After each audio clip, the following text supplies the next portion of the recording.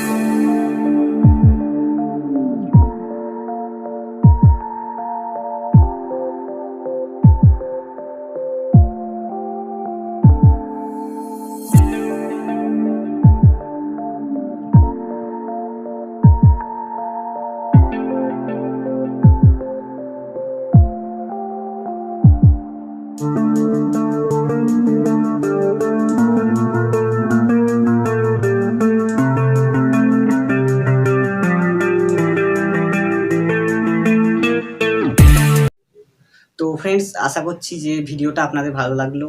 যদি ভালো লেগে থাকে তাহলে এই ভিডিওটিকে লাইক করবেন। আপনাদের যদি কোনো বক্তব্য থাকে আমাকে অবশ্যই কমেন্ট করে জানাবেন। আর ভিডিওটিকে শেয়ার করতে ভুলবেন না। ভিডিওটিকে প্রচুর পরিমাণে শেয়ার করবেন। আর এরকমই কিছু নতুন আইডিয়া এবং নতুন আঁকার ভিডিও পাওয়ার জন্য আপনারা চাইলেই আমার চ্যানেলটিকে সাবস্ক্রাইব করে রাখতে পারেন এবং বেল আইকনটি অল করে দেবেন, যাতে আমার পরবর্তী আপডেটগুলো আপনারা সবার আগে পেতে পারেন। তো ভালো থাকবেন, সুস্থ থাকবেন, সদা সর্বদা সিম্পল আর্ট সুশোভন চ্যানেলের সাথে জুড়ে থাকবেন। আবার দেখা হচ্ছে নতুন কোনো টপিকে, নতুন কোনো ভিডিও নিয়ে। Bye bye.